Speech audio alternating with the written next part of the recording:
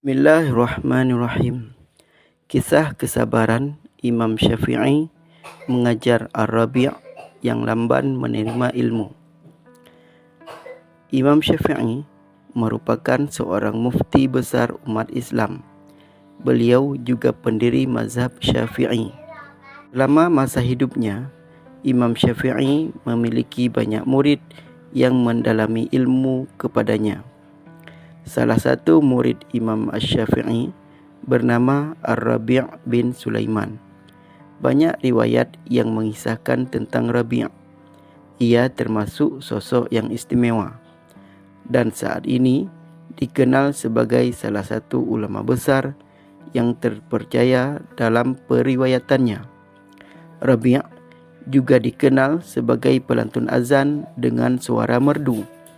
Ia sering melantunkan azan di Masjid Jami' Fustat, masjid yang sering dikenal dengan nama Masjid Amru bin Al-As di Mesir. Suara merdunya saat azan bahkan sering mendapat pujian Imam Syafi'i. Namun, ada kisah menarik dari Rabi' yang juga dikenal lamban dalam menerima pelajaran dari Imam Syafi'i. Dikutip dari buku ensiklopedia Imam Syafi'i, karya Dr. Ahmad Nahrawi Abdul Salam Al-Indonesi, dikisahkan perjalanan Rabi' dalam menuntut ilmu. Sama seperti murid lainnya, Rabi' selalu hadir ketika Imam Syafi'i menyampaikan ilmu dalam majlis. Namun Rabi' selalu gagal memahami ilmu yang disampaikan Imam Syafi'i. Dengan sabar, Imam Syafi'i yang bernama lengkap Abu Abdullah Muhammad bin Idris Asy-Syafi'i Al-Muttalibi Al-Quraisy ini dengan sabar kembali mengulang pelajaran yang disampaikan. Setelah menerangkan pelajaran, Imam Syafi'i bertanya, "Rabi' sudah paham belum?" Lantas dijawab Rabi', "Belum paham." Dengan kesabarannya, Imam Syafi'i mengulang lagi pelajarannya dan menanyakan hal yang sama. "Sudah paham belum?" Berulang kali juga Rabi' mengatakan belum paham. Dalam kitab Manaqib Imam Asy-Syafi'i yang ditulis oleh Imam Baihaqi, disebutkan bahwa Imam Syafi'i sampai harus menerangkan hingga 39 kali. Namun tidak juga dipahami oleh Rabi'. Mengetahui sang murid tak kunjung paham, Imam Syafi'i lantas mengundang Rabi' untuk datang ke rumahnya dan mengajar secara privat. Dengan penuh kesabaran, Imam Syafi'i menjelaskan dan menyampaikan ilmunya. Dan lagi-lagi, Rabi' tak bisa memahami. Sampai suatu hari, Imam Syafi'i mengatakan kepada Rabi' sebuah kalimat yang menenangkan sekaligus menjadi motivasi.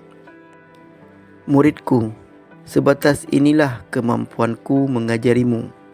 Jika kau masih belum paham juga, maka berdoalah kepada Allah agar berkenan mengucurkan ilmunya untukmu. Saya hanya menyampaikan ilmu. Allah lah yang memberikan ilmu," ujar Imam Syafi'i.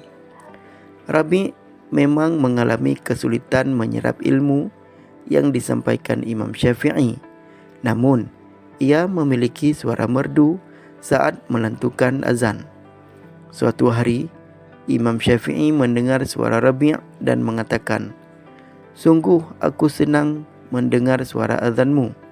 Seandainya aku bisa menurunkan ilmu kepadamu, aku akan menyuapkannya kepadamu seperti seorang bayi yang disuapi makanan oleh ibunya." Mendengar ucapan sang guru, Rabi' menjadi semakin semangat belajar sekaligus bermunajat kepada Allah agar ia dipermudah menerima ilmu. Keikhlasan, kesalehan, dan kesungguhan dari Rabi' ini pun membuahkan hasil. Rabi' bin Sulaiman kini bahkan bukan hanya dikenal sebagai muazzin bersuara merdu.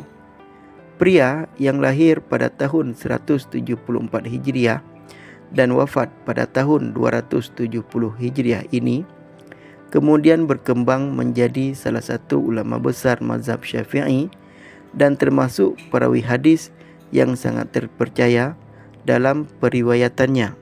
Selain berguru kepada Imam Syafi'i, Rabi' juga banyak belajar dari ulama lain seperti Abdullah bin Wahab, Abdullah bin Yusuf At-Tanisi, Ayyub bin Suwaid Ar-Ramli, Yahya bin Hasan